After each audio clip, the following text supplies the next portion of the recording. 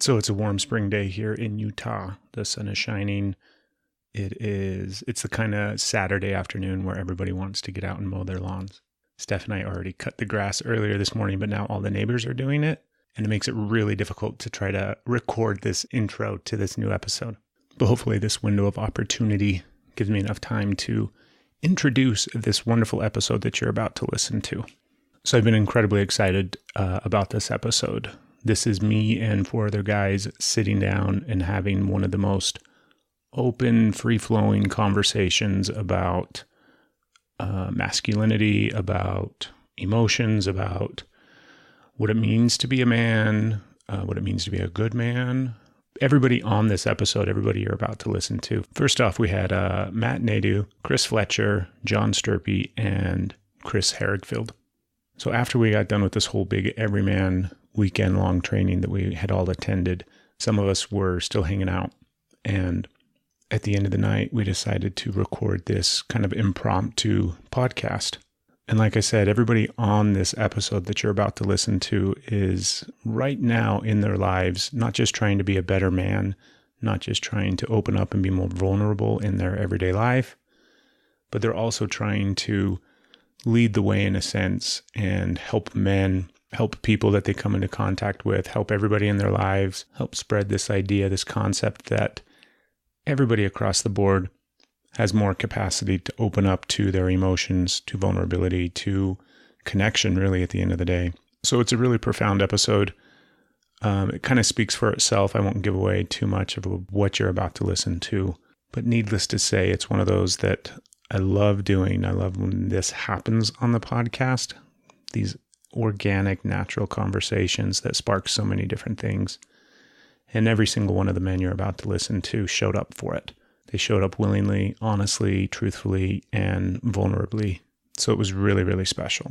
I'd like to thank you guys that sat down for this podcast. Also, keep in mind when you listen to the episode, we only had 4 microphones. So Matt and Chris Harrigfeld were sharing a mic, but they did a wonderful job and it kind of flows seamlessly. So it's not that big of an issue. I'd also like to thank all the men that were at the Evryman event that weekend. And if you aren't familiar with Evryman, you can go to their website, evryman.com. That's EVRYMAN.com. You can also reach out to me directly through the podcast, energieslovepodcast.com, if you've got questions. If you're inspired by this episode, I'd love to hear from you. If this episode triggers you in some way, I'd love to hear from you. If you have more thoughts and ideas, this whole conversation of what you're about to listen to is one of those really ongoing conversations that we all need to be having in our lives. But I think I've said enough. So now you guys get to sit back and relax and enjoy this beautiful, wonderful episode with these wonderful, amazing men. Here we go. You're listening to the Energy is Love podcast. Energy is love. The Energy is the Love podcast. The Energy is Love podcast. Energy is love. The Energy is Love podcast. The podcast for the universe. The Energy is Love podcast. But we're set. We're ready to go. And Chris, we're going to dive right back into it. So you just get to share what you shared just a minute ago before we pushed record, if you're cool with that. Absolutely. Get up to the mic, man. Okay. Thank you for having me. My name's Chris, and I've known Craig for probably a year and a half. Even closer so they can hear you. Known Craig for probably a year and a half from some men's work we've done together. I had no idea what this podcast was going to be about until I walked into this room and he brought up sexual abuse with women and his daughter. And you really got to like What? Yeah. Not necessarily. Scoot up a little bit. Sorry. Yeah. Yeah. Start this over again. No, you're totally good. Fuck. Chris walks in the room. So, sexual abuse of my daughter. Yeah, no. Yeah, the context of Let's let somebody else start with this, and then I'll roll into it afterwards because this is. You're totally good, brother. That's the way it goes. No, this is rough. You're good. Yeah. All right. Just talking like right around here. Yeah. Okay. But yeah, the whole concept and idea of what men, what good men, right? What us men that want to show up in the world and bring forth positive masculinity, want to bring forth a different dynamic than is being portrayed, and also a different dynamic than what has existed in this world. So good man, what are we supposed to do, right? And then Chris shared a portion of why this topic is so important to him. And to tell the listeners now why this is something that you're passionate about. Well, first thing is, I think positive masculinity is something that's almost a forbidden word. Masculinity is a forbidden word in our society today. And it hurts me because there are positive masculine men out there, and I think we need to embrace them. They're making a change in the world, like myself. We touched on a subject that's very dear to my heart. I was a single dad with a daughter. And let me step back for just a second. I had some childhood trauma in nursery school from a teacher, and it didn't come up until I was 13 years old. And that really came up when I was 18. So my biggest mission in life was to protect her into her adulthood and beyond. And I did that. Were you a single father from like right off the bat, or was there some point when that happened? 4 years on. Okay, so she was 4 years old at that point? Yes. Okay. I had that mindset from the second I held her. So she's 27 now, and I have 2 grandsons. And I want to pass down to them what I've learned throughout my years, my adolescence into, I'm almost 50. I want them to be a positive role model in society, treat women with respect, and be a true gentleman. And a true gentleman for me is a man that's secure and confident with himself and shows up for himself, that also digs deep and works to grow in every possible way for himself and his family and his kids. To break the cycle of past generations. When you think back to, because correct me if I'm wrong, Chris, you're in your 50s? I'll be 50 okay. in October. So when you think back to the generations before you, right? The generations that brought you up. Yes. I think it's apparent, obviously, that generation and the generations previous, this shit wasn't even on the fucking radar. Like, this wasn't even a dynamic or a thought process, really, right? Not at all. I think it was a hush-hush. I mean, you had the white picket fence with the beautiful curtains, manicured lawn, but behind those doors was chaos in many homes, I think. Yeah. Things were not talked about, were not brought to the surface. I think many kids suffered. I know they suffered. I grew up in it. My friends, nothing was ever talked about, but you could see it. You could see the change in them, throughout the years. Yeah. I'm going to ask you a difficult question, and this is the other caveat that I forgot to fill you guys in on anything. At any given point, you can just be like, yeah, I don't want to talk about that, or I don't want to answer that question, and then that just disappears in the editing process. So that's not a big deal. But Chris, if you don't mind sharing, what do you feel at this point in your life, right, having been able to go back and process through some of that trauma from your childhood, what do you think was one of the biggest effects that has had over you throughout your life? Because undoubtedly there's multiple layers and multiple effects of some experience like that. But what would you say was one that really stands out that really affected you throughout your life? I'm going to cut right through the middle of this. For me, it was relationships with women, hands down. I was a womanizer for probably 25 years of my life. I'm not proud of it, but it was me filling a void for trauma that I had suffered when I was 3.5 years old. And it's not an excuse, but I didn't have any outlets or any different way to go. I didn't know any better. I didn't have anybody, that could mentor me. I could never talk to my father about this. Yeah. So it's been a real growing experience for me to reflect on how I've treated women, and it's very emotional for me. I mean, having a daughter,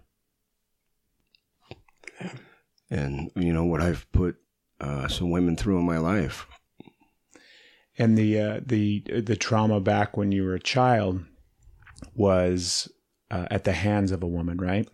Yes, it was. Okay.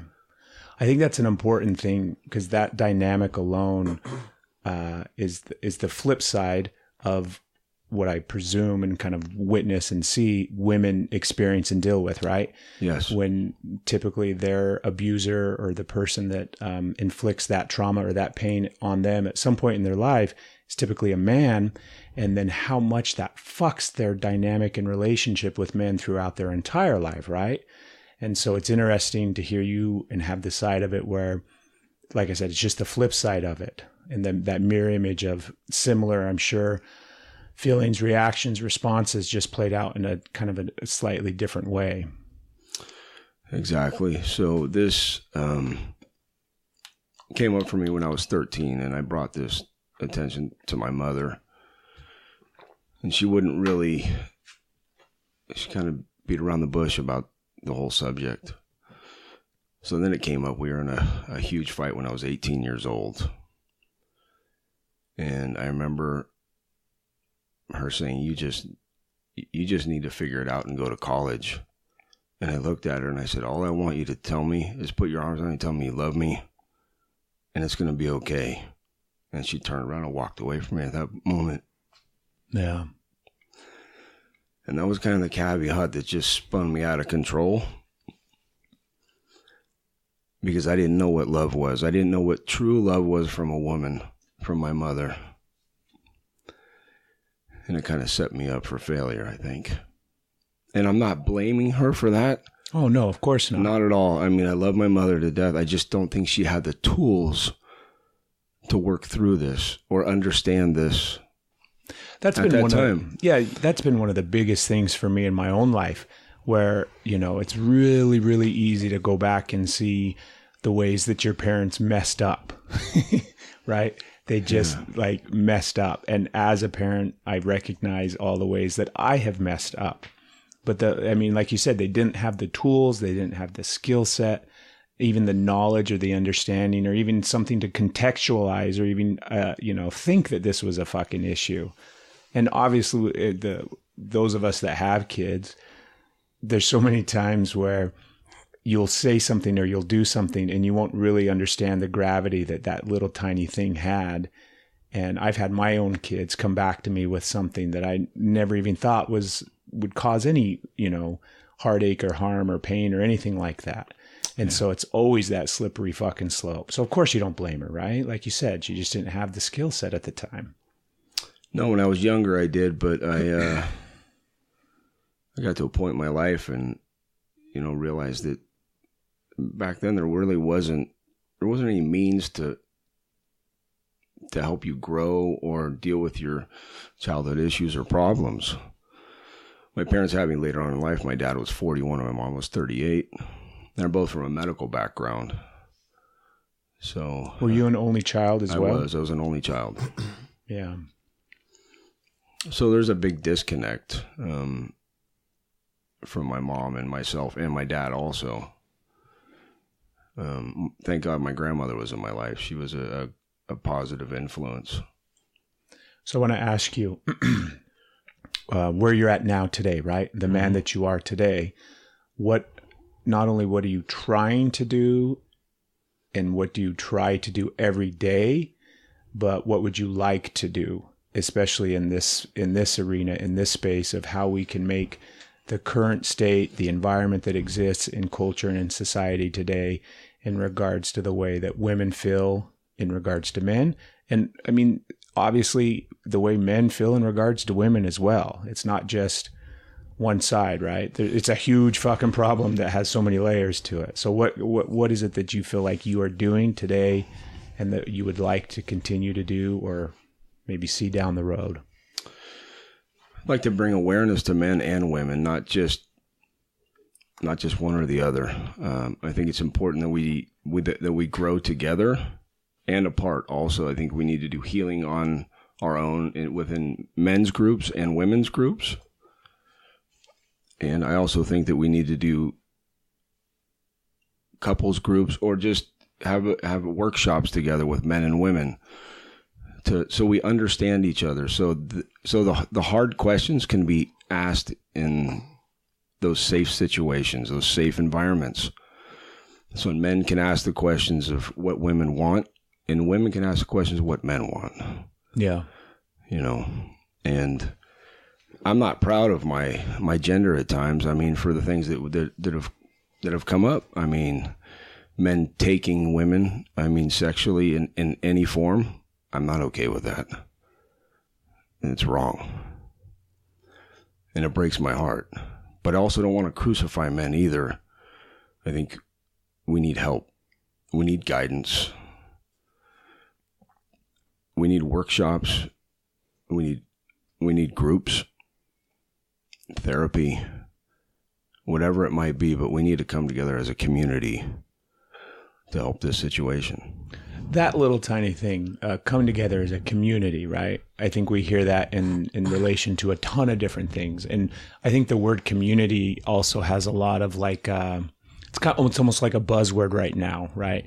Where you'll hear people talking about finding their community or seeking out their community or their tribe, right? We all recognize that this need for community is more than just, it used to be the small town. It used to be the small little community that you lived in, but that's very few and far in between. And even in those environments, it doesn't have that same feel that it did 20, 30, 40 years ago.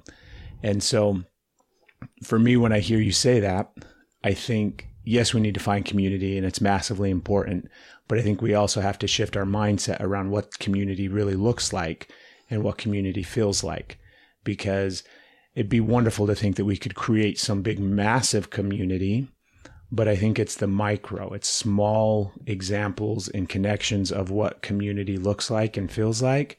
So rather than, at least for me, there's nothing wrong with the word, obviously, but for me, when I hear that word, I think about, instead of community, we need connection. Because you can have community with 3 people. You can have community with your block. You can have community with, your town, whatever it is. But the connection, I think, is the important part, which is the undercurrent of community, right?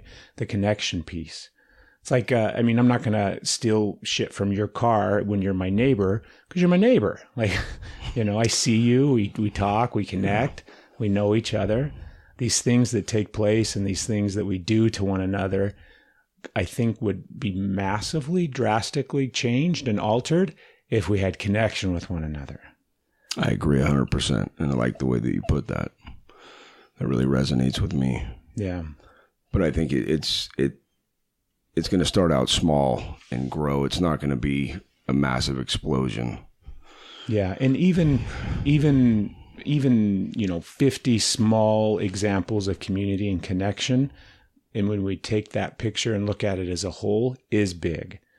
But sometimes I think, I know I do it, sometimes I think, oh, this tribe or this connection spot that I have is so tiny, it doesn't have weight, it doesn't have power, I'm not doing enough.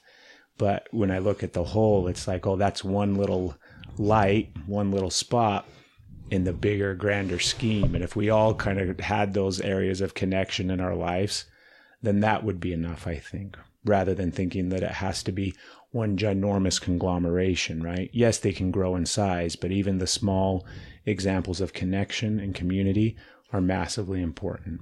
I agree 100%. So, John, you're up next with the big question, brother. Hello, my boy. Yeah, we all have raspy voices after this weekend. Please excuse my voice. Yeah, sit up a little bit for me if you don't mind. Yeah. Just push this closer. Absolutely. Is that better? That's better. Okay. Thank you. I'm conscious of my voice. I can't mask it though. I'm Batman. And I'm really... You guys ever see Bat Dad? Bat Dad? Me. I think so. Online. You've seen Bat Dad?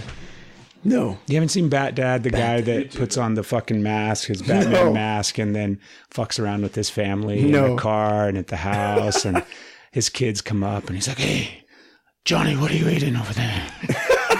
Bad dad now I'm wants gonna some of look that. at it. Oh, it's fucking hilarious. But I hate the guy because it's a wonderful idea that he stole from me. Like if only I had grasped a hold of Bat Dad, 6 months earlier. But so yeah, what are you going to do, John? What do you think about this problem that we're all facing? Well, as I sit here and I really just want to honor, first of all, Chris. Your podcast voice is incredible. Yeah, I really am really in my state. I'm envious of your podcast voice, but just your ability to go there, your willingness to take a risk and share that. It just feels huge right now. As I sit here, it feels huge. So thank you, man. Yeah. Your question, Craig, what am I? When you sit with the weight of this topic, when you sit with, like, what comes up for you? Is this something that you really experience or that you've even looked at or thought about in your life? Is this something that you're like, yeah, I know that this thing is taking place in society, but it doesn't really affect me? Do you know what I mean? Yeah, what the very first thing that comes up is, how I raised my son, and the relationship between my father and mother, and my wife and me. That's what comes up. Nothing. I haven't had any intense experience with it, but I get it. And as my son becomes a teenager and girls are in the picture and relationships are in the picture. It's awkward. It feels awkward. It feels awkward as I sit here, like, how do I go about this?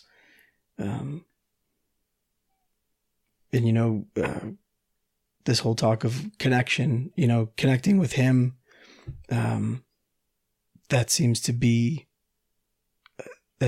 so powerful. To have that kind of connection with him to keep that open so that he, is open to seeing me as a model. And so my relationship with my wife and my mom, that's the best I have. He's in an age where, I feel like he doesn't necessarily want to sit and listen to anything. And so for me, keeping those lines open, letting him know I am here, and so that I can be a part of that world with him, feels like that's what's going to make a difference with how he even sees relationships with women, how he looks at them, or not look at them as sex objects, or, having him be his own man and amongst all of his friends and all of that information that peers, that whole environment of, how you talk about girls and that whole. Your son's about to turn 13, right? Yeah. Yeah. So that's just crazy time. Yeah, it really is. He's still, he likes his stuffed animals and he likes to be a little boy. And then, he has interest in girls. And I hesitate to say this. I mean, he brought this to me the other day, and it just lit me up, and I had to pause with it. But the first girl that he liked identified as trans. Wow. And so he came to me with that, and but very like matter of fact, like, yeah, like, hey, like, how did he explain that? Like, what did he say? Right. He said, I have to think about this. He was exchanging, he just got his first hand-me-down phone, and he was exchanging, contacts. And I forgot the girl's name, but he said, you know, I could tell there was something else about it that was more than just, you know, friendship. And then he came to me and said, oh, but she's trans. And so he's like, I didn't know. And he's like, and you know, so-and-so doesn't know and so-and-so knows. And now he knows. And that's just it. It's fine. And so it just became regular friendship. Like, and it just, I just sat there. I'm like, oh my gosh, this is 2019. And like, I have to sit down and like, just think about this. Like, how do I even go there? And it was just him and I connecting. And that's all it was just me listening and having open communication with him and being there. And, that is one of the clearest examples of the difference in the world today and the difference to even 10, 15 years ago, right? Let alone when we were kids, let alone when we were growing up, right? And I think it's fucking awesome that your boy has an understanding, like not even that's just a thing that he's aware of, and then, okay, not a big deal. Like, I think that kind of blows my mind, and it makes me incredibly fucking happy at the same time. Yeah, it blew my mind. And like my wife and I just kind of like high-fived each other. We're like, I think we're doing something right. Like, you know, and and so it was a moment, and it's just like, it really just reinforced, you know. Yeah, you guys can feel free to jump in at any point too. Don't feel like you have to sit and wait until I talk to you. Feel free to fucking chime in whenever you want. I just realized I feel like you guys are like if you got something to say, I want to fucking hear it. Yeah. But well, I do have something to say. How old is the girl? 12 or 13. Did you know the story behind that? Like how that, like her own personal story? I don't. Okay. I don't. Because that kind of came to a shock that, you know, someone's that young identifies as trans. For me, I was like, oh, holy shit. I had a reaction like that too. And, like I chose to stay with my son in the moment versus go there. Excuse me. Yeah. And I just kind of set that part aside and just stayed with him. And how'd you do that in the moment? Because I'm thinking about like things that I'm thinking of, and then, you know, that's me, and then having to deal with, okay, no, but this is his situation, and not like he's coming to me for advice. So yeah, it was gotta be sensitive and whatever. And that was it. It wasn't advice. It was him and I talking, which, you know, in that moment, I really just valued that. And it had nothing to do with me. And it was him sharing an experience. And I just really connected to him. I don't know. It's hard to explain. Well, it's almost like that trust too. Matt, like, come across the mic for me. It's almost like that trust. Like, I never even talked to my dad about girls, let alone if it's like that kind of situation. Yeah. That would, you know, potentially throw him off guard, throw you off guard, and to be able to be like, I look at it as something beautiful that like you have that relationship with your son that he's like, oh, hey, dad, like, you know, because I don't know about you guys, but me talking about girls with my dad, I was just like, yeah, right. Like even the sex talk was I had to listen to like audio tapes, and he's like, do you get it now? I'm like, I don't know what the fuck I just listened to. I had it was like 12 hours long. My dad. So for him to be able to come, not like it's sex, but even just like I'm interested in this. Yeah. Well, and like it kind of set the stage for all of those talks coming up. Like they're covering all that in health now. They're coming up. And, you know, yeah, I mean, he sat down with me after school and was just like, Dad, I have to trace the path of a sperm cell from the testicle to the fallopian tube. Get the fuck out of here. We sat down after school and like he's a like, maze?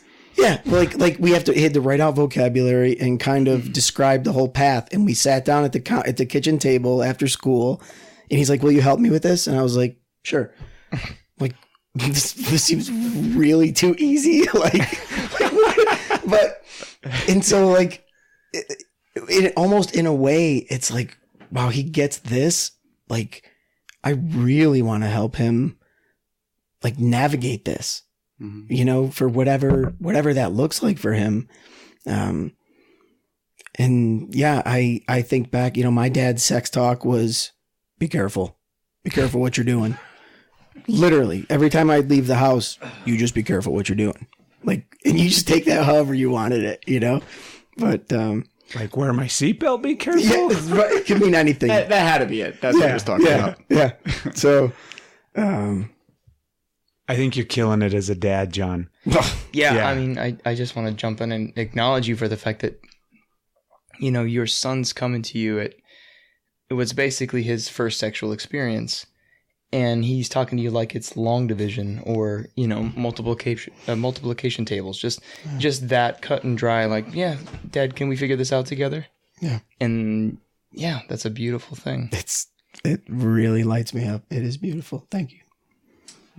I have to jump in on this one really quick. John, I have to honor you as a father and as my fellow brother. What an amazing man you are, and what an amazing job you've done with your son. To have him be open and honest and vulnerable with you. Hope you pat yourself on the back for that. I mean, you're the kind of man that we need in the world today. Oh, thank you, Chris. Yeah, to really care about your son and let him be open and honest with you. Without judgment. Yeah, definitely a different environment and a different generation and a stark difference than how we were all raised. And that's the small stuff. Like, that's the stuff that's going to have massive waves of impact, right? Because now your son will be dad one day. Your son will go out into the world one day. And yeah, that's the change. Yeah. Yeah. You know, I hope he sees, you know, his parents' relationship too, you know, and how we're right he's an only child, and, you know, we're right in front of him all the time, and we're sharing and we're communicating too in the same way. And I can only hope, you know, we're the models for him. Not that we, you know, hit home runs every time, and that's probably even better that we don't hit home runs every time. And so, yeah, that's the most that comes up with me, for me, you know, around this subject is where, you know, the future, I guess. So I want you to think, as everybody continues to talk, I want you to think what more you can do, right? Because I always think that there's always room to lean somewhere more and do more. And I think one thing to help think about it in a different context, this is one thing, because I shared with these guys, I had to think in my head for a minute, because I have talked about this on the podcast before, and I've talked about the vagina monologues before, and I shared that experience that I had. But anyways, I shared that experience with these men right now. And during that time period, when I was there watching that, I had this evolution of looking at and realizing the way that I was viewing it going into it was, I'm not a predator. I haven't ever sexually abused a woman. I haven't ever raped a woman. I haven't ever been like a massive, hey guy in the office that's going to corner in the copy room. I've never been what we would stereotype as that type of person or as that type of man, right? I never fucked some chick that passed out on the bed after we got drunk. I never had any of those experiences in my life. I never did any of those things. But as the night progressed, I really had to question what I had done, because there were so many layers to the pain that these women had experienced, that it wasn't just massive traumatic experiences that was causing. It's like, Chris, earlier when you shared about your mom simply, you know, walking away, that wasn't your mom slapping you in the face, telling you you're a piece of shit.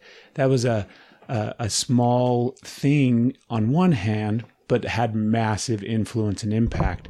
And so I really started to look at the bigger picture of what I had done or what I was currently doing in my life that may in some way, shape, or form be causing pain or discomfort or suffering of some form or fashion to women.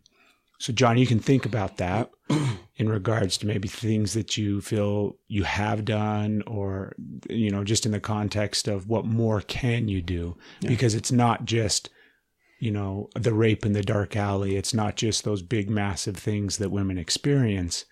There's a lot of other stuff that has led them up to this point. So I'm going to chime in on this. I think, and I've talked to women about this, they said the physical abuse is much easier to get over than the verbal or emotional abuse.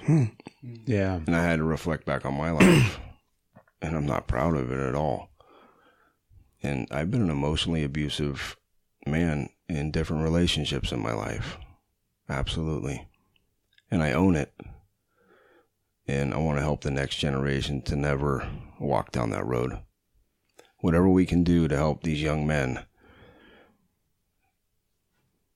to be a gentleman, to understand what the word no means, to be respectful of a woman's body and her mind and her whole being. I think that's the direction that we need to go. And I don't want to just bring women into it, but I think of any human. I think this needs to go across the board, not just to women, but to men also. Absolutely. Yeah, that's always the caveat when I have this topic and when we talk about this stuff. Like, it's not, I mean, men aren't just the problem, and men aren't just the solution, and women, I mean, it's the entire fucking picture, right? It's the entire spectrum. And so it is like, there's a lot of angles to approach it at. But I think I like talking at least about focusing on the experience that women have had and how we as men, good men in the world today, can do more. So tell me, Chris, the other Chris, I just realized that too as we started. I'm like, oh shit. Yeah. Tell me what you think, man. Yeah, I mean, there's a lot to kind of pull apart there. You want to give me a direction to start on? What, that space where some of the subtler things that may have caused pain for women, some of the subtler things that maybe you've witnessed, maybe you've experienced, maybe you've seen, maybe you've been the cause of. Yeah. Probably the biggest thing that I've noticed is the way that these people that are in my life, these women in my life, they've had difficult relationships with other men, and I connect right to them. And I feel very fortunate that I can connect right to them, and it's a pretty big honor that they let me in. But at the same time, I feel like, you know, I've also had difficulty being the man that I want to be, and not having a short fuse and losing my temper, or, you know, just not showing the person deserving of all my love, because it's a tough work day, or I'm having a melancholy moment, and just not really just being the full partner in you know, my life with these people, and just not showing up and being a top-notch model of what a man should be. And I look at my family. I look at my niece. I've got a young niece, and I had some uncles, and they meant a lot to me, but to me, when I see this girl, she runs to me, and she says my name, and she wants to spend time with me, and she pulls me in close, and she's just this little beautiful thing.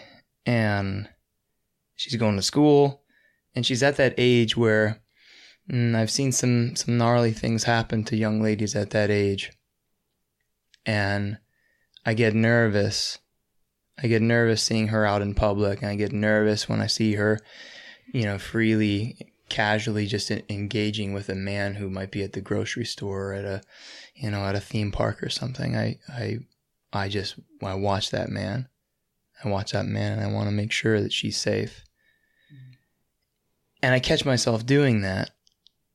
And it gets me right into like my fight or flight. It gives me just this little hit of trauma. And so I spend a good deal of my time with her just really trying to soak up everything that she is, because I want her to know what a man who can show love and experience love and who can be love is supposed to be. So she'll choose the right path. She'll choose the right partner. She'll keep herself out of harm's way, because I can't be there. And it's not my responsibility. I'm just her uncle. But this young lady is going to have to navigate this world on her own. She's going to have to be strong enough on her own. And I want her to see somebody that she knows when she sees that in another person, that's the thing that she can trust, and that she can trust men. One of the things that like was super fucking loud in what you just spoke, at least for me, was the way you described her approaching men at the grocery store, at the park, in a very innocent, childlike way. Yeah. And your reaction is, I don't trust that man. Yeah. And that blows, I mean, it makes perfect fucking sense. I have the same fucking experience, right? But to put it in the context of men don't even trust men. No. How in the hell do we expect women to trust us if we don't even trust men? Yeah. We're not going to trust men with not only our daughters or our sons or our wives or our girlfriends, right? We don't even trust men. Like, that's hit me pretty fucking hard. I had never even kind of looked at that angle or that dynamic of that fuck, we don't even trust each other.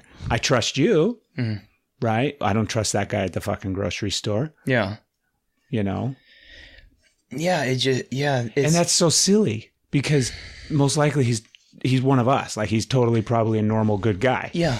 Yeah. He's probably a real good dude. He's probably a great dad too. But yeah, he's probably the guy that I want my daughter to go talk to, because he's going to be the one that say, come here, sweetheart. Sure. Are you lost? Let's get you some help. Where's your dad? Where's your mom? Right? He's going to do what we would do in that circumstance. But we have that gut thing of like, what the fuck you doing? Yeah. Get away from my kid. Don't go talk to them. And part of that shit that, I'm trying to let go is the fact that maybe she's learning these lessons already, right? Maybe she already knows what a good man's supposed to look like, and she's connected to that good man. And maybe that's already there. Maybe my work is to just be and continue to let her live, and, or just continue to be a model of that. Well, so she wants to be around men that'll, resemble you. Yeah. I don't think the job's ever going to be done for me, but I'm all right with that. Are you guys, can you think of experiences, or can you think of moments in your life right now, not necessarily in connection with children or, or spouses or significant others, but where you don't trust men or you don't feel safe around men? And now I ask that, and as soon as I ask that, we can all think about the fucking weekend we just experienced and some of the challenges.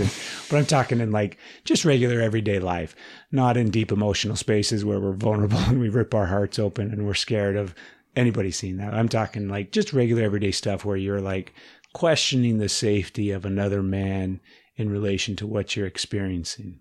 Matt, can you think of anything? I did, and this is so weird, because the first thing I thought about is I'm from Philadelphia, and if I see somebody with a Dallas Cowboys hat on, I'm like, I do not trust this son of a bitch. And that seems so stupid, but like that's honestly something that I do, and I think with guys, even in the context of this weekend, like when we first got into like men's work, one of the first things we do is like we look another man in the eye. And it's so funny that when we first do it, we just walk around a room and, we look guys in the eye, and then you actually like settle in and just focus on one guy. And when you initially do it, I know, at least for me, it's like you kind of sizing guys up for like no reason. I got like, and for me, flight or fight, I'm usually more fight. So like I'm sizing someone up. I'm like, I don't even know this guy. Like, you could be the best guy in the world, and for some reason I'm sizing him up. And then when you sit and actually like look a man in the eye, and you're not looking at the physical thing, it's literally just like looking through, somebody is. You're like, man, who the fuck am I to judge? Like I'm looking into somebody who's beautiful. So, I don't know. I feel that a lot. I don't know, and it's weird, and maybe it's just from like where I'm from, but I don't know. But what you said, Chris, super resonates, because I have a niece and she's awesome and she's the same way, and I see that she's just like so open and like just willing to just share love and like be loved. And my brother's just like, dude, no, don't do this, don't go there, don't look at this guy, like this guy's probably a perv, like in his mind, like constantly. And I can't imagine, I'm not a father yet, but I can't imagine, one, that stress, and two, just the idea, like we were talking about community before, and it's like, where's the breakdown that we don't even trust our own neighbors in our own grocery store that's 2 blocks from the house? You know, like we don't trust anybody, and it's just like, oh, it's just us against like our family, our unit against the world, kind of. Yeah, I think it feels like that often, right? I'm going to wrap everybody up that I can in my arms, and the people that I can hold in these arms right here, right? The people that I can wrap close to me, it's me against all you other people. Yeah. And I'm going to do everything I can to protect this. And over the course of my life as a father, as a parent, and going through, you know, my oldest she'll be 20 in like a week. And I have really had to stretch in the space of recognizing the importance, because all the old adage of like, it takes a village, right? It takes a village to raise a child. I believe that. That's in our DNA. That's how we were all at some point in time, way back in the day, we were brought up by a village.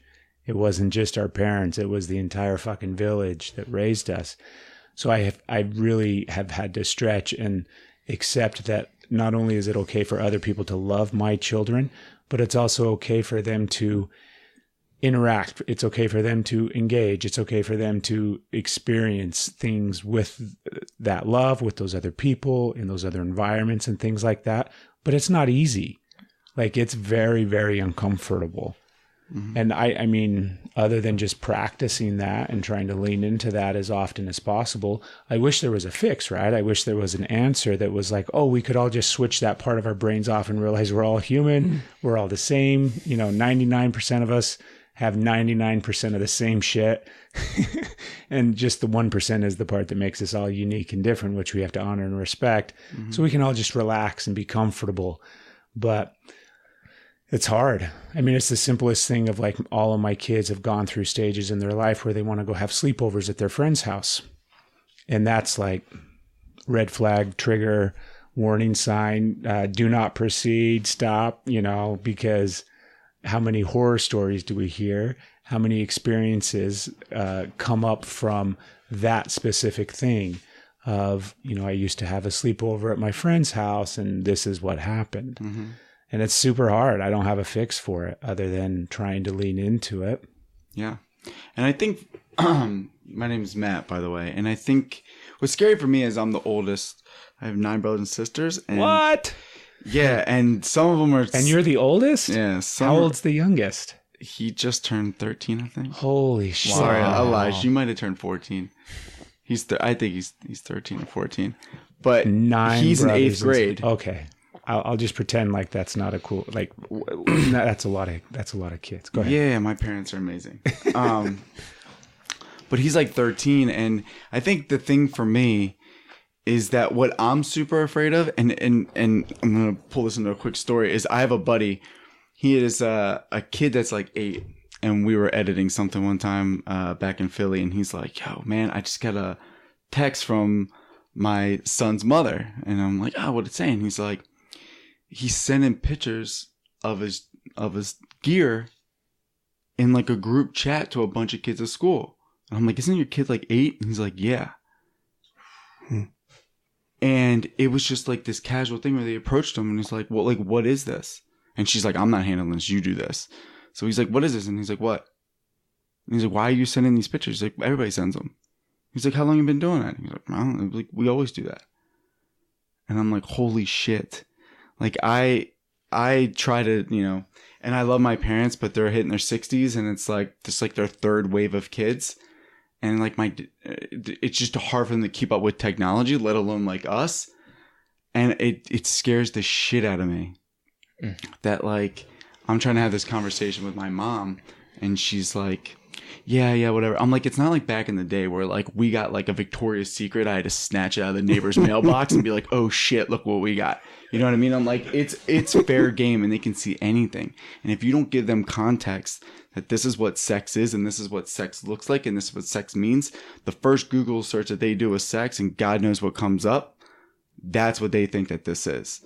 And we're not setting a precedence of like, no, it's deeper than this. And like, that's what's implanted in them first. So like, I literally, the one day I just grabbed my little brother's phone and I'm like, they're on Wi-Fi. My mom's like, well, what's the Wi-Fi? And I'm like, jeez, Mom, what the fuck? I just opened the phone and first thing on the history, I'm like, fuck me. I like slide the phone over. And this and is I'm the like, 13-year-old brother? He was like 10. Oh, okay. And I was like, hit anything on there, Mom. Like, that's the reality, you know? And it's like, it scares me, and God bless you guys being a dad. Cause like, I can't wait to be a dad, but it scares the shit out of me. Like, this is stuff that the kids see and it's so normal now. And it's like, how do we navigate that and be like, oh, this is what it's like to be a good man? But like, I didn't know my kid's 7 been watching this shit for 4 years, 5 years. I just did this, Matt. Really? I just did this in March. This exact fucking thing. I just had to confront this. And Brutal. It fucked me up. It fucked me up for like a week, right? Because I had to... well, first off, the issue was his phone gets taken away from school. Mom goes to get the phone, discovers why the phone was taken away from him. And I was out of town at the time, so she's telling me this on the phone. I come home. Bless her heart, I love her to death. She's like not the greatest with phones and technology and things. She's wonderful and she's amazing, but she just fucks shit up when she tries to do stuff with it. So I come home and go through and look through everything. And we have the app on his phone where we can control, you know, things and we can view things, and he's got to get approval for this, that, and the other. And we've done all of that prep work ahead of time. And there was one tiny fucking checkbox in the settings of this app that I had forgotten to hit that simply allowed sex to come through on Google. And that's all he was searching for. But we'll always find a glitch. Yeah. And that's it. He was literally, it wasn't like he was searching for 3-ways or anal or hardcore choke me out, come in my face porn. He was simply searching for sex. Yeah. And he spelled it wrong the first time. Because I could It's still going to come up though. Yeah, I could see the history, right? Jeez. And just that alone provides you everything that the world has to offer in that realm. And he has no context for it. And it was over the span of like 2 months that he had been doing it, because you can obviously see the search history and the stuff that he was pulling up and the stuff that he was looking at is obviously shit I don't want him to see. Right. So I had this internal dilemma of, I first and foremost, I don't think there's anything wrong with pornography. I don't think there's anything wrong with nudity. I don't think there's anything wrong with sexuality. I think all of these things have to have a healthy place for each and individual person in their life and what is specific to them. And I think there's definitely healthy and unhealthy, but that's not up to me to decide for you as the individual. But for my son, I want him to teach. I want to impart to him his body and women's bodies and the beauty and the love and the excitement and the joy and the happiness and the pleasure and the arousal and all of these things that exist, because it's all fucking normal. It's all beautiful. It's all healthy. It's all accepted, right? So I had this like just horrible dilemma that I sat with for a long time of trying to figure out, I don't want him to look at this, but at the same time, I'm fooling myself thinking that he's not going to. How old is he? He'll be 13 next month. And I'm fooling myself to think that he's not looking at it at his friend's house, because I remember what I did when I was his age, right? The one buddy that had the magazine. Well, fuck, I'm over at his house every day. Why you go to his house? He's got a trampoline. Like he got Sega, Mom. Yeah. We like to hang out and play games, Mom. But no, he's the one guy that had the magazine. And so I know all of this, right? I can see the whole picture for him to a certain degree, and I didn't have a good solution. So I made what I felt was the best decision when all your decisions are shit. So what I did was, and I don't even like talking about this on the podcast, and Steph's going to listen to this. Steph's my wife. Most of the time she co-hosts the show with me. So obviously she'll hear this and she'll love me and understand, but it's important. What I decided to do, first I cleaned up his phone, right? Cleaned up his phone and fixed the settings and everything like that as best as I could. And then we had a really deep conversation about it. And I really talked to him about the phone, talked to him about the things, had another layer of sex talk with him because it's been a progression, right? And then I went and got him an old school Playboy and told him this was his. This was his magazine that needed to stay here at the house. It's for him and him alone. It's totally fine. There's nothing wrong with masturbating. There's nothing wrong with looking at this magazine in conjunction with masturbation. It's totally normal. It's acceptable. And here you go. And he's like, well, where am I supposed to put it? And I'm like, you can put it under your mattress. Under the mattress, man. No one looks there. So that's what I did. And it still fucks with me. Like if I sit in it for a long time, because I don't know if I did the right thing. But at the time, and even as I move forward, I feel like I picked what I could see as the best shitty solution in a sea of shitty options. Yeah. Well, like realistically, just you talking about what, there's healthy and there's unhealthy, and what you want to at least steer him to, like, this is kind of stuff's okay, this stuff isn't, because we know it can go fucking dark. I wanted him to see normal women. Yeah. And this, and then, I mean, I like what you did, because you still gave him an option. Like, hey, this is still this, but it's kind of like you're tailoring it to, like, this is the safer version compared to, like, the rabbit hole you could go and down. it's not to say that women in Playboy are normal women. Obviously it's an old magazine. It's probably 20 years old. Your old one? No. What was really ultimate hand-me-down. This was super fucking weird too, man. I had to go to the shop. I had to go to the magazine shop in town. Not in our town because we live in a small town, but I had to go to Salt Lake City and I had to go to the shop, and then I had to go into that, like, that aisle. They sell them in Salt Lake? They still, yeah. And it was challenging to fucking find this place. And I go there and I'm looking, and lo and behold, there were magazines that I looked at when I was his age. Jeez. And I'm like, oh my God. It was super bizarre because it was like not only a trip down memory lane. September 93. Yeah. Like straight up. I'm like, I remember her. And not only like because I'm sure you guys undoubtedly looked up porn at some point. It was imprinted in my brain. So as soon as I saw it, I recognized it. Not just the cover, but the actual woman, the shot, the picture, the pose. I remembered what I liked about it. And we're talking like 35, not 35 years ago. I'm only 38. We're talking like 25 years ago, right? And it's like, wow, the power that had on my brain at that young of an age. So I took that into consideration. I'm doing that as well to my son at this point.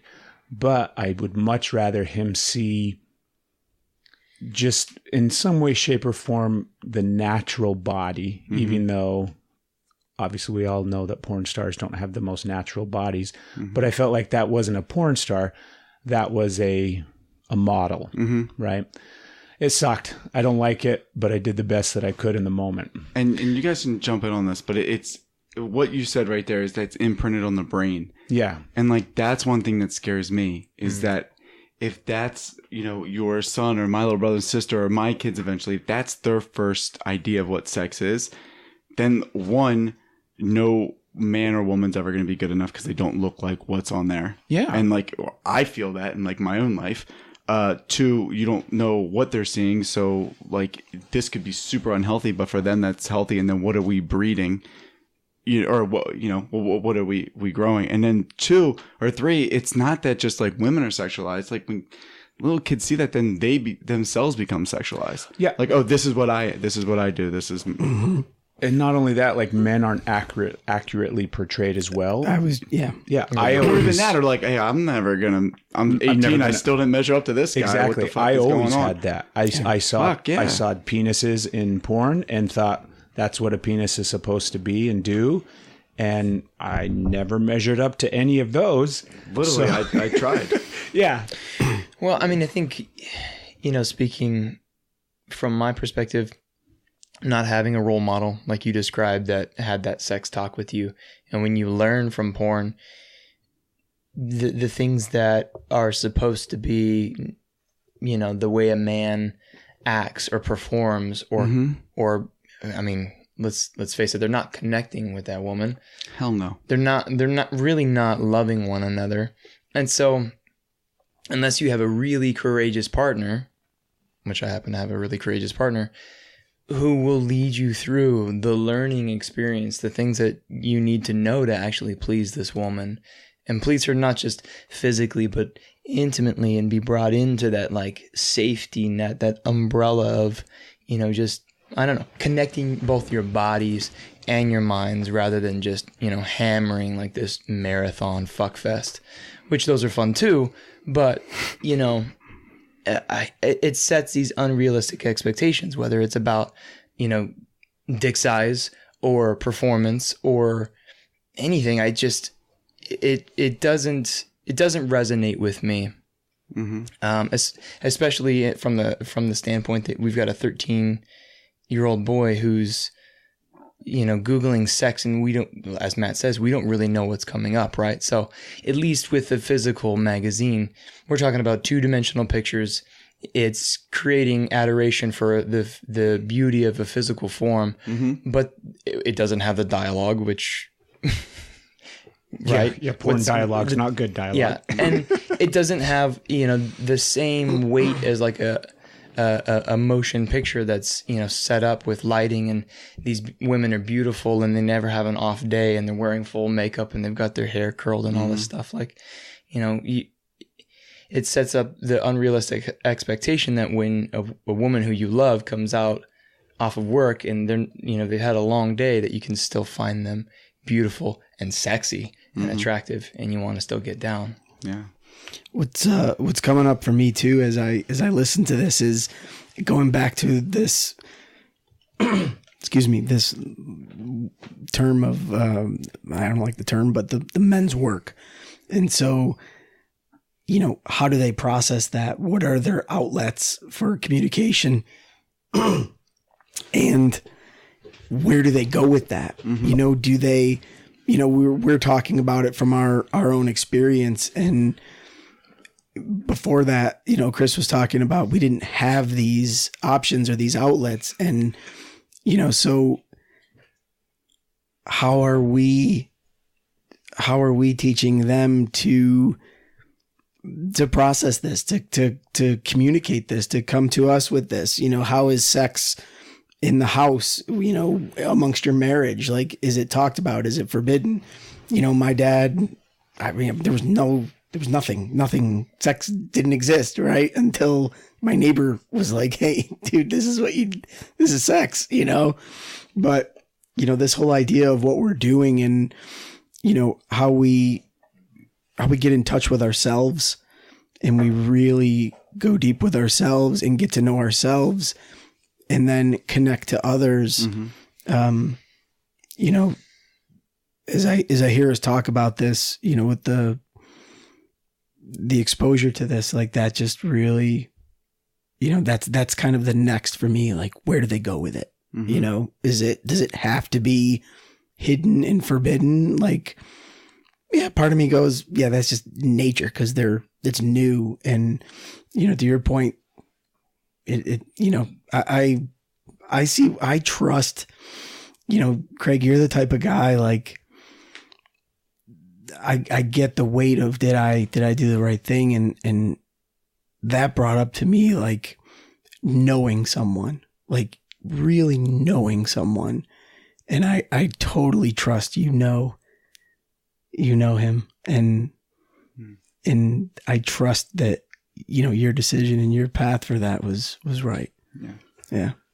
I think even just us jumping in and being like better men and speaking to like what masculinity is and like our role in the future, it's even that.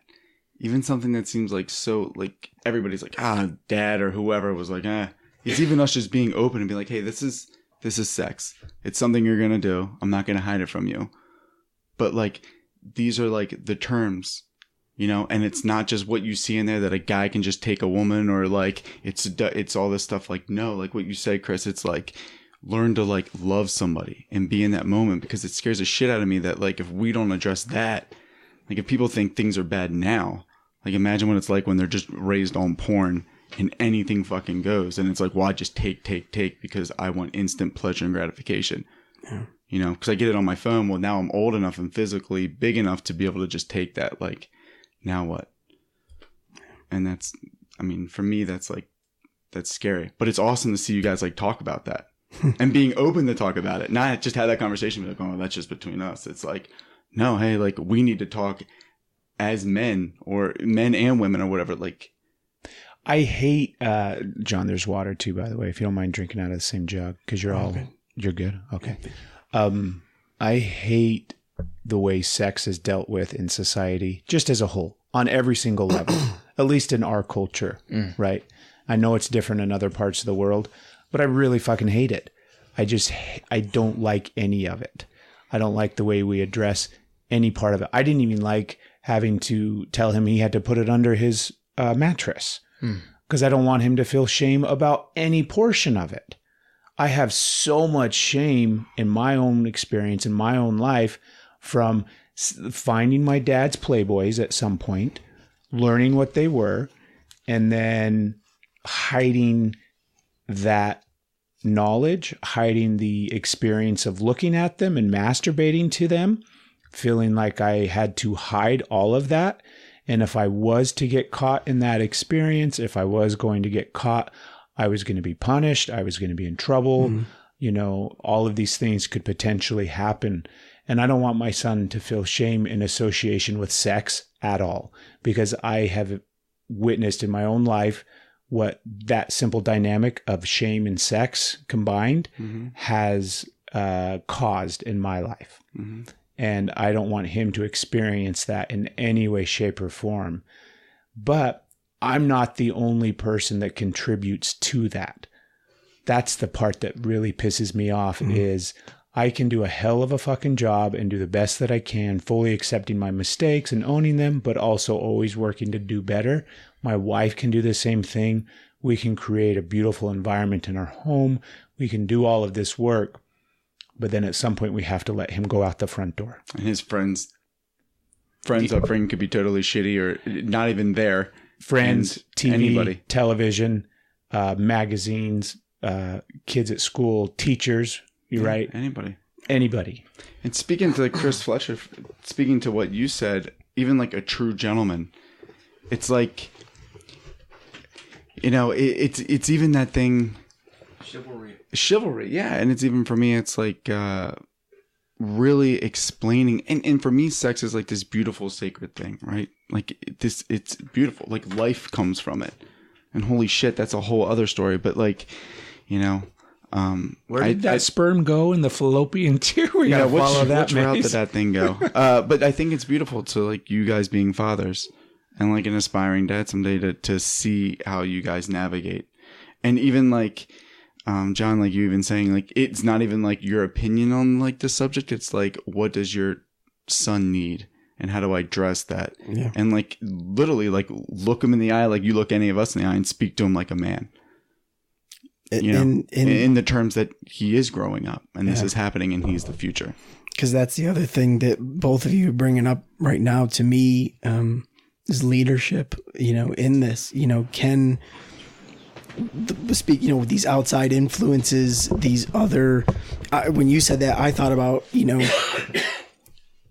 I have this relationship with my son, his girlfriend's parents or his friend's parents, you know, all of these like just saying other parents, I just feel like reactivity, like they're reactive. And I picture my son being this, this calm, smart, empathetic leader, in around sex. Like that would be wonderful.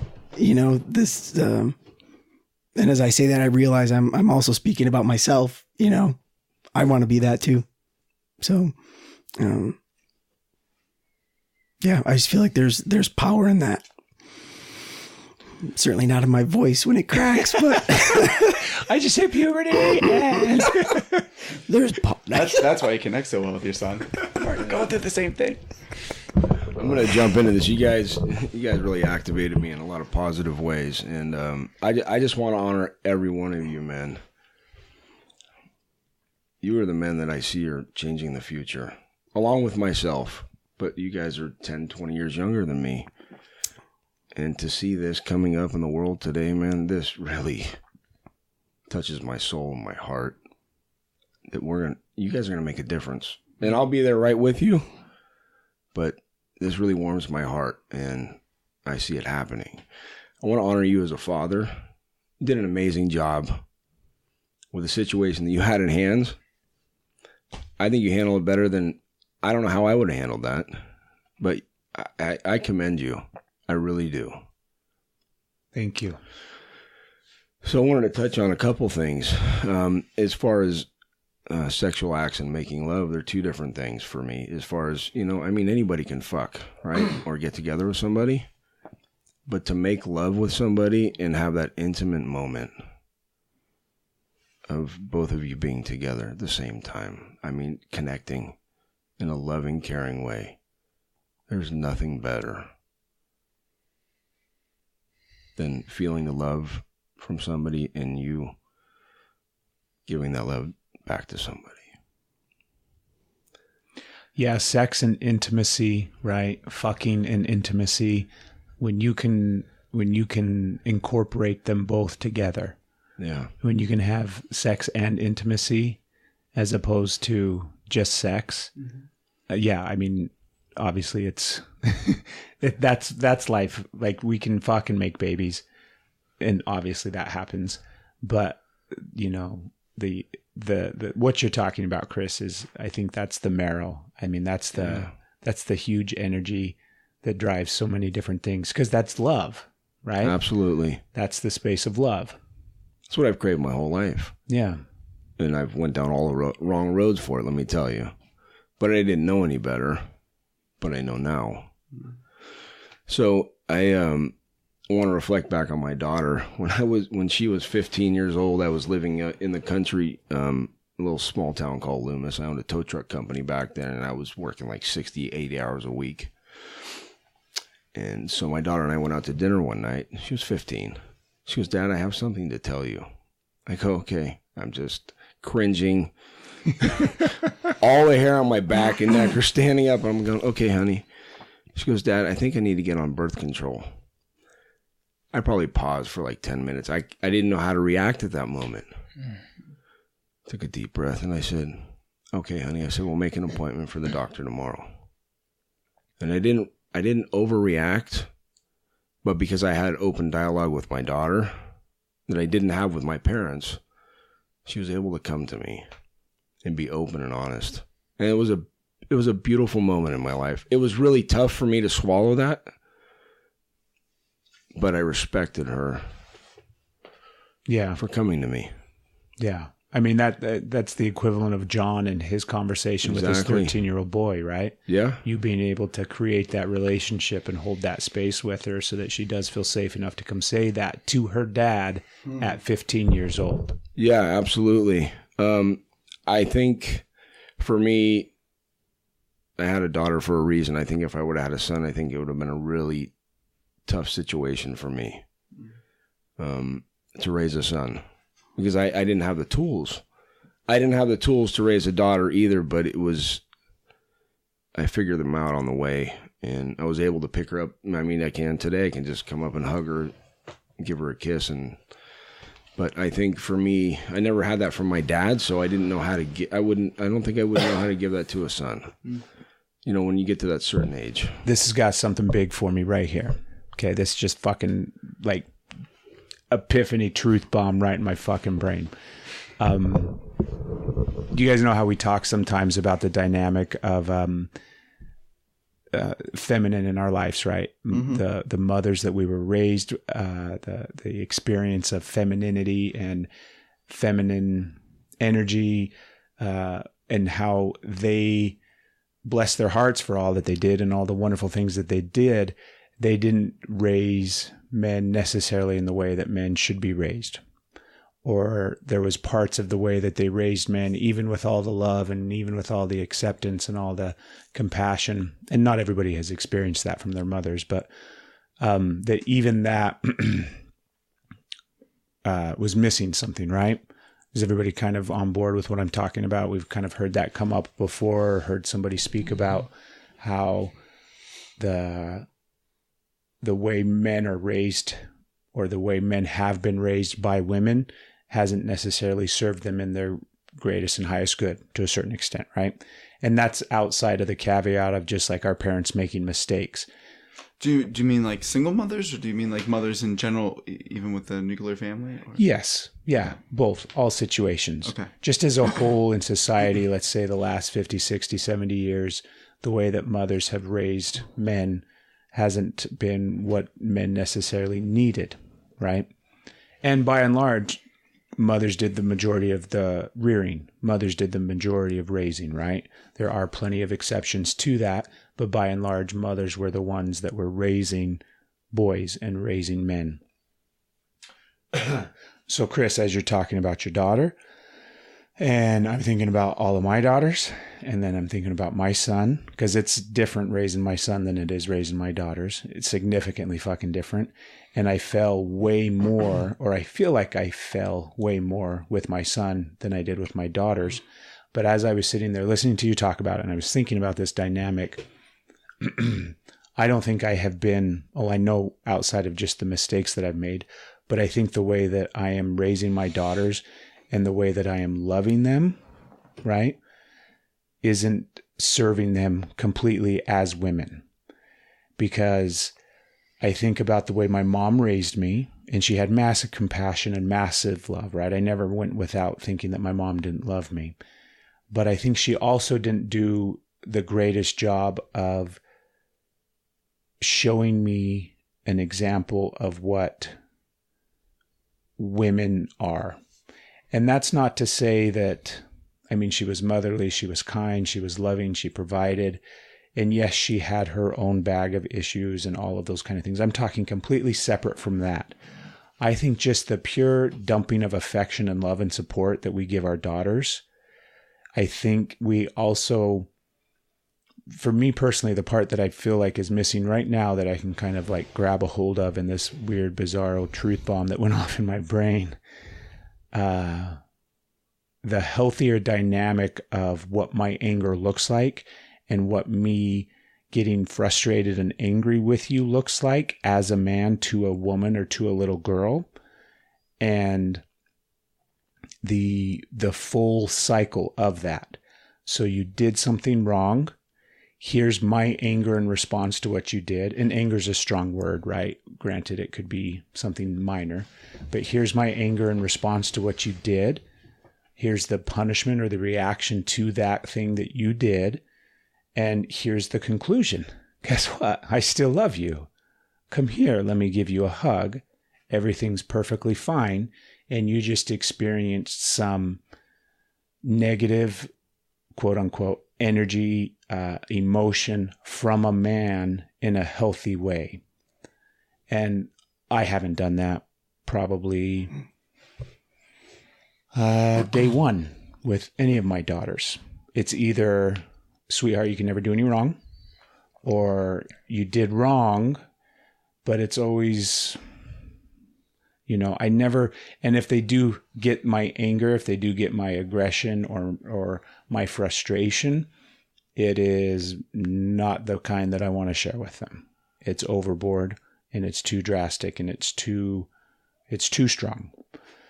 So I'm thinking about that now, and you guys, like, I'm having that feeling right now of the way that I get.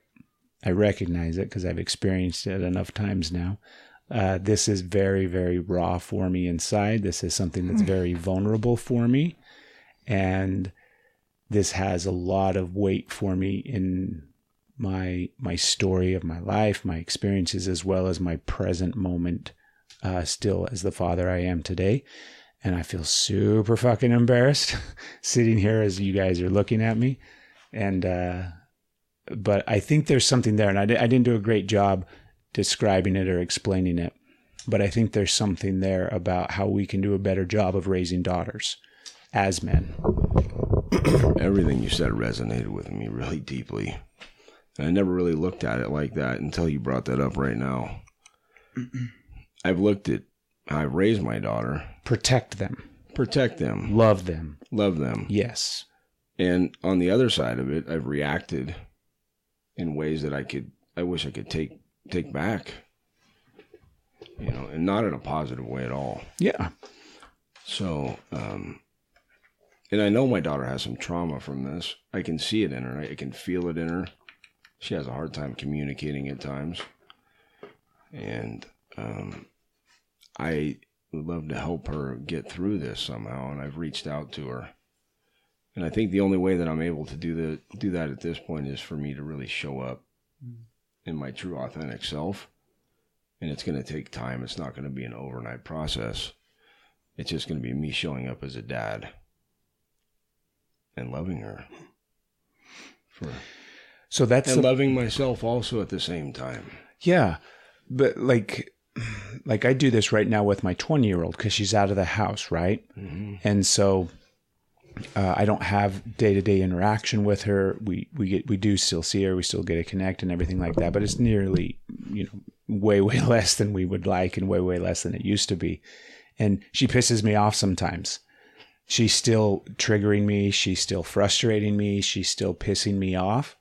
But every interaction that I ever have with her, I want to just dump my love on her. I want to provide for her. I want to protect her. I don't want her to feel any of that frustration or anger that I have towards her, right? And I do that with all of my daughters.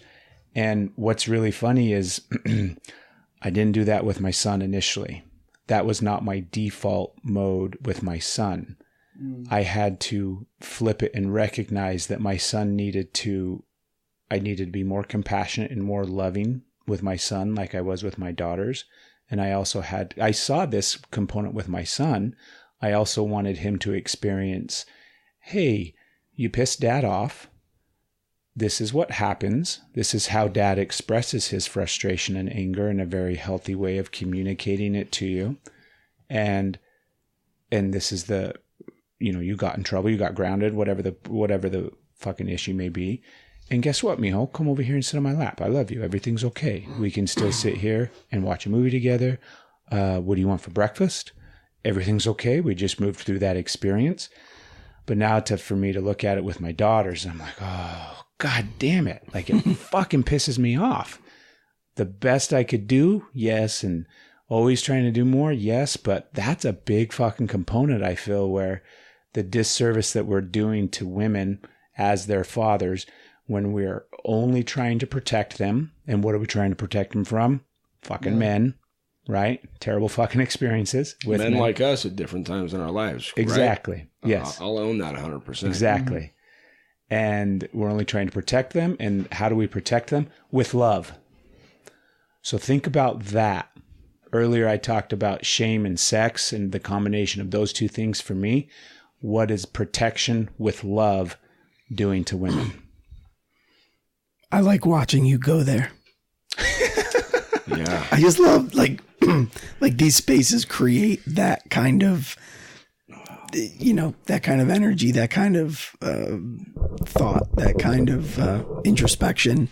And that's what we do, man. And it's beautiful. Like, you're owning it. And like you said, embarrassed, but I think I'm honored to witness it. It's pretty cool. It's really cool. Yeah, I mean, what I'm curious about is if you're giving all of your love and unconditional love to your daughters, and that's different than you raise your son. What it sounds like to me is that you're removing your love from your son at points as well. Withholding it. Withholding, yeah. And also not even consciously withholding, not knowing how. Right? Not knowing how to fully express that, because there's often times where, I mean, I always see him as my son, right? I always see him first and foremost as my son, but I've had to own and recognize the fact is there's a subconscious part of me that sees him as a man. Even though he's 12, right? There's a subconscious part of me that still sees him as a man. So you've already let him basically grow up in front of you? No, not as a male. Sure, okay. Right? Not as a grown man, but as another male. And so then it goes back to my relationship, not only with my father, but also with males. Okay. So almost kind of like a peerish type. No, like think about the energy that you hold with men. So you talked earlier, Matt, about how I have to remind myself that people can't see me fucking pointing at you. So I don't know what I'm talking Just about. finger right in my face. You talked earlier about that subconscious almost reaction of sizing men up, right? And it's not to say I size my son up, but I've had to acknowledge the reaction to him because he is a male and not a female. Like maybe he could take it. It's literally like on a very basic level. This is another guy. Exactly. Yeah. He's Whereas just a woman, you're always looking to protect. Always looking to protect and always looking to love. Yeah. And those two things. So I want to go back to that. What is that doing to women? If I want to be protected, I have to find somebody that will love me, or somebody that loves me is going to protect me. Right. That because initially that seems like a good thing.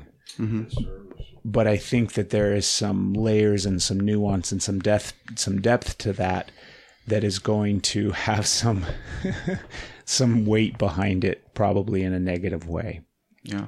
Which is shitty in the sense that you're just trying to do the right thing too. Exactly, right? You know, it's not even like you're like, well, I know that this is going to do a disservice. It's like, no, I'm doing this from love. And it's like, even with like doing things that we think are the right thing, sometimes it has negative consequences. It's almost like what you said, like you might say something that to you, like they'll bring it up later, and to you it didn't mean anything. And like, what are you talking about? Like that's happened to me a million times. Like just in conversations with women or my girlfriend or whatever. And she's like, well, you said this. And I'm like, you held on to that? Like that's what you got out of that conversation?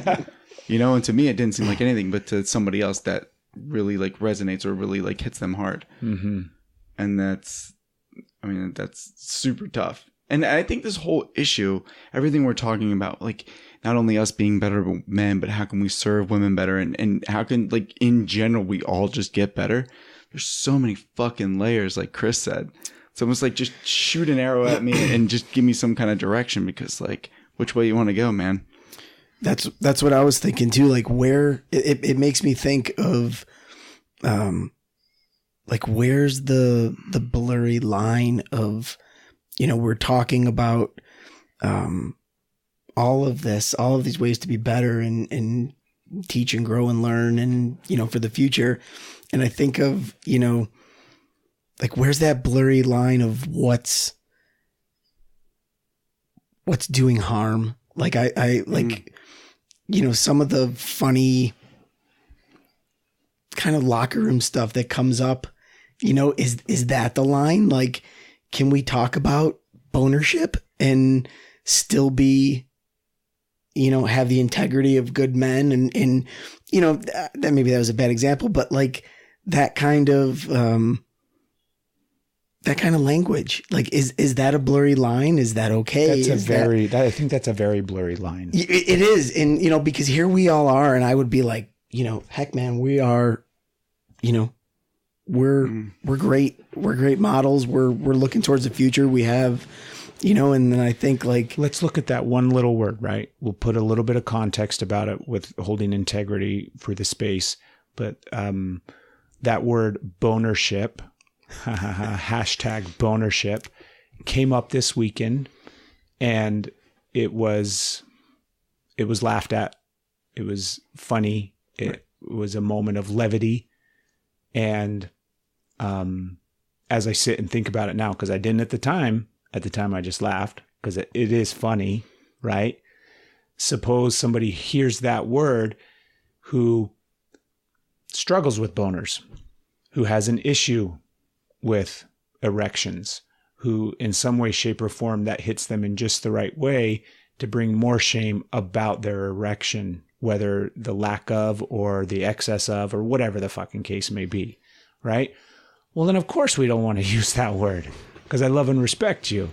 But it's all of those type of words. That's another big thing that's super present right now, all of these words. And something that resonates with me is like, even just the word boner, like that's something that we get, right? Like that's a part of the anatomy. So for me, the way that I kind of see things, and I'm from the East Coast and I live in LA now, and everybody's super hypersensitive to like everything. And I gotta be honest, it pisses me off a lot. People are like, oh, you can't say this, you can't say that. I'm like, likewise. Well, who the fuck are you to tell me to regulate how I say things? Because it's almost like how we're talking about now. You're like, where's your blurry line? Yeah. And the blurry line for you or your line could be totally different from Craig's line, could be Chris or me. Like, so everything in general is just or that woman, right? Exactly. And it's like 100%. Where is that? You know, and to like what you're saying, I understand. Like I get that, I understand that 100%. But like, I feel if in those terms, it's almost like then like anything could offend anybody. Like even going, I'm a vegetarian.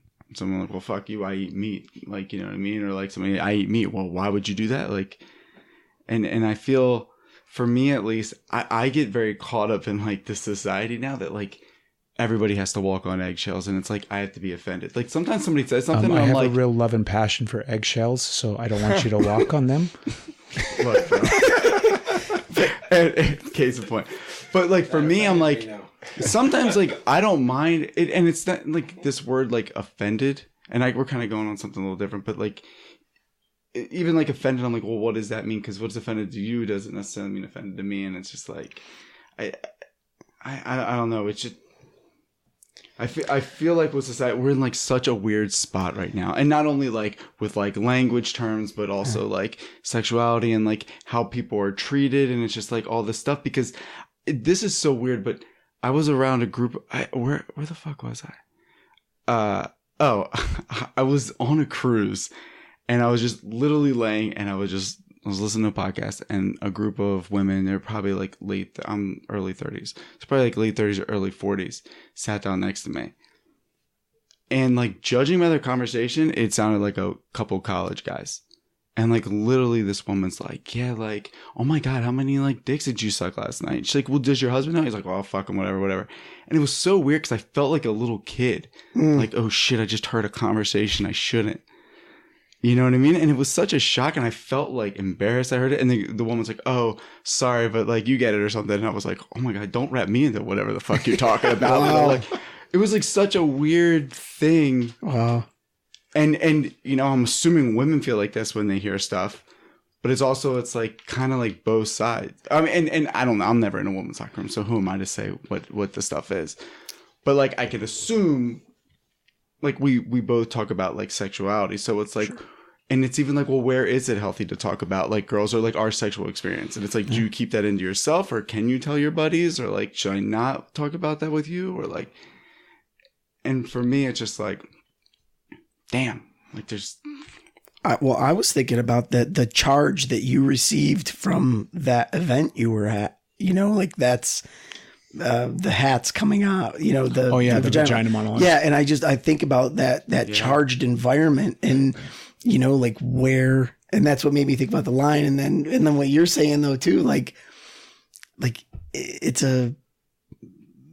blurry. Yeah. It's blurry. But somebody could see that and be like, oh my God, that's so inappropriate. Or somebody else could be like, oh my God, well, they have a platform to literally let all these people know, like, hey, this is something that I deal with, and I'm tired of having it swept under the rug and having to live in shame or whatever I live in, you know, because you don't want to accept it because this could potentially offend you or whatever it is. Well, I mean, I think ultimately it's still a point of that context matters, and the intent matters. True. And if we have as we get back to this word community, if we have a community where you can exchange that perspective and listen to the other person say to you, hey, you really offended me when you said that word. It impacted me this way.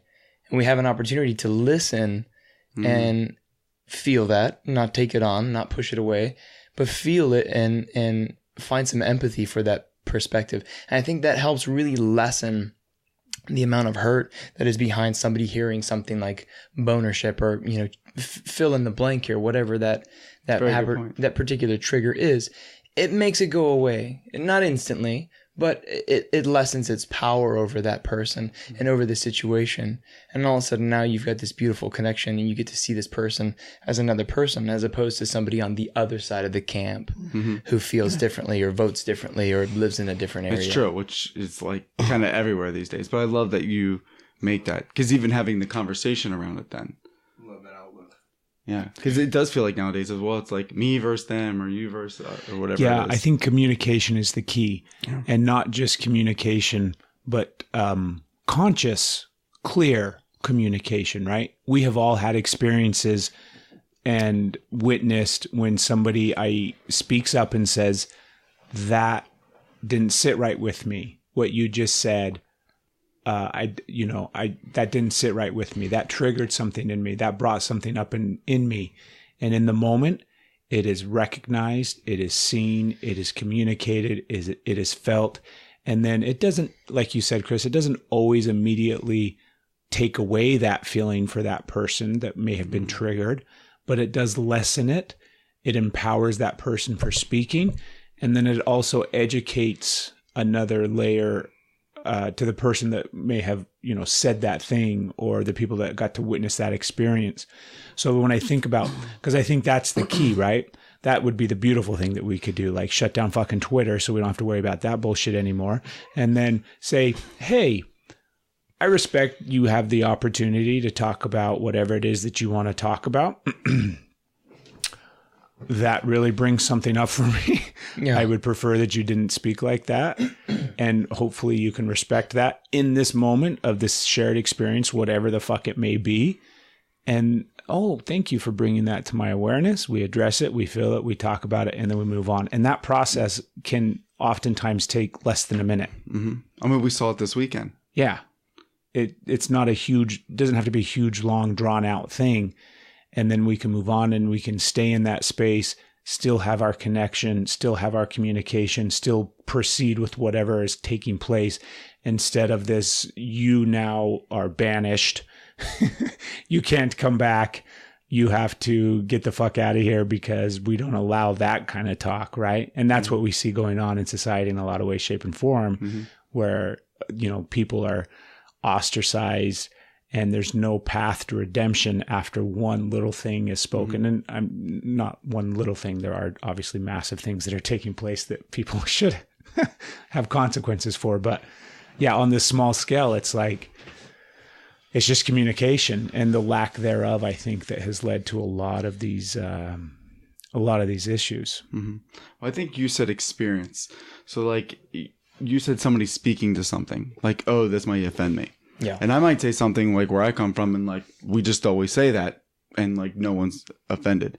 And to that, I think that that's a great point, that like, oh, that's something that I never considered, and letting that land and taking that and realizing and being conscious and having context to like, oh, when I say this, I should be conscious that this could potentially offend somebody in whatever way it is. But even like us being men, that we can actually talk about it instead of just getting angry, like you said, like cutting people out. Because like I'm Christian, sorry for the F-bombs, but like being Christian, it's easy for somebody to go, oh well, they do this, they're not part of this, or they do this. And I know like even within like my community and me being Christian, it's easy to judge other people, but you don't want to like look inside, or even having that communication with quote unquote your side. Yeah. Not just about the other side, but like, hey, let's look deep into our side, which that's just, how people look at it. Like, how are we acting? And if we think that we're quote unquote right, what are we doing that's right? Is it really right? You know what I mean? And I don't mean the right side. I mean, like, what we're doing, is it right? And is this actually something that people would like to mirror? Or are we just hypocritical in whatever it is that we do?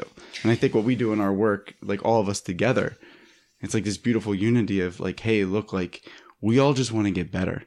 Like we're all men and we all come from different backgrounds, and I can't relate to a lot of things and you can't relate to a lot of things that I do, but we can relate in the fact that like we want to make this world a better place. And I might not have all the ideas or tools, but like you have something and you have something and you have something, and we can all bring this together. And I think that that's beautiful. And for me, at least, I think that's something that past generations didn't have. And not even the tools, but like you said, they didn't even think about it. Like, what is this? What the hell are you talking about? Yeah, thanks for bringing that up, Matt. I wanted to get back to that with you, Craig, because you were talking about how, you weren't sure you were doing the right thing. And then you had this moment where you recognized something about the way you were raising your daughters and how, maybe that's not the way you want to show up as a father. But having that realization, does that give you some clarity and some empathy on, again, peeling back the onion layers on the way your parents raised you and the tools that they had available to them, and sort of paying forward I'm just gonna do the best job that I can, and I'm gonna make mistakes, but if I can forgive me, Craig, as a dad, because I'm forgiving my parents too. Yeah, I mean, absolutely. Absolutely, I see that component and that part of it. And, I don't blame my parents for anything. Now, having said that, like, I'm still frustrated with them. Even, as a grown man, I still hold some frustration and some pain in regards to some of the things that they did as parents. And it pisses me off. Like, and not only does it piss me off that my dad wasn't the greatest father, it pisses me off that he didn't have the greatest father. So that my dad as a child and as a young boy didn't have a better fucking shot. Because he didn't, So of course he's going to grow up and be the type of father that he was for me, because he had an even shittier fucking experience as a young boy. So of course I can't blame him for that. And it's that cycle moving forward, because my daughters and my son eventually, hopefully, will get to a point in their life where they look back and accept their father for who he was and the mistakes that he's made. And they'll be able to say, oh, look, my grandpa wasn't the greatest fucking dad for my dad. And that's probably in some way, shape, or form why he was the way that he was as he was raising us. And I can accept him and see him and love him for that. Yeah, I mean, all of those layers and all of that stuff that unfolds, I totally see that. But you're getting a little better each generation. Exactly. Hopefully. And my wife and I constantly are like, because it's really easy for us to sit in our own pity party shit of being terrible parents and look what we've done and how horrible of a job we've done and all of these different things. And then it's like, okay, slow down. Fact is, we are doing an incredible job. And not only are we doing better than we got or the 15 generations before us, like our evolution as parents is better every year, right? Better almost every 6 months. And so that progression for us is speeding up, which I'm hoping is going to transfer over to my kids. When they become parents, they'll be super fast at that evolution of learning and experiencing and being better along their journey of parenthood as well. Whereas my dad can look back at, I think he's 65. I don't know how old my dad is. He can look back and see all of his mistakes in the past where he couldn't see them in the moment. I can see my mistakes in the moment and course correct, right? And hopefully my kids can see the mistakes before they happen. So then they can course correct even before those mistakes occur. You guys are blowing my mind. I'm having all of these like massive moments of like, aha, fuck yeah, I like that. I like that. This is a huge fucking layer I got to look at. Gentlemen, let's close it out. Any last words from anyone? Anybody else want to share anything before we sign off? Before we wrap it up? I'm just going to step in here. I just want to thank all you men for sharing this space. I'm honored to have all you guys as my brothers. and making a difference in this world. Thank you. Love all you guys. Yeah, well, I just want to acknowledge Chris too. He's always the first to, honor everybody else. But I mean, if you don't see Chris right now, but Chris, you're a kind of intimidating guy. You're a big guy. He's a muscular guy. He's got great hair, which I'm very envious of. Me too. Fantastic hair. You got some tattoos on you, and you're the kind of guy that, like, I think is stereotypical, that we stereotypical think of.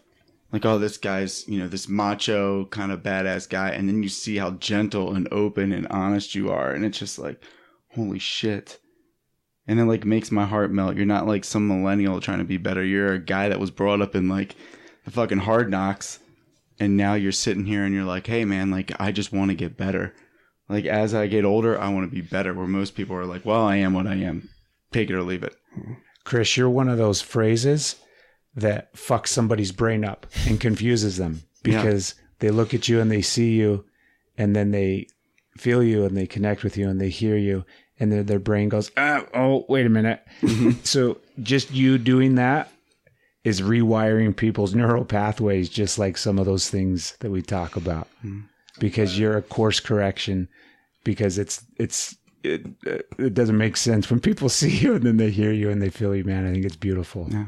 And you are part of the future, Chris, because guys see you and they resonate with you and they're like, wow, like maybe this is what it means to be a man. Not necessarily like a badass or whatever people think it is. No, it's this guy. Totally He agree. looks cool. He acts cool. And he's an honorable guy. Yeah. Thank you very much, man. Great. John, Chris, other Chris, anything? I'm very aware of my voice. I don't want to say anything else. That totally sounds like puberty, but I'm right there with you.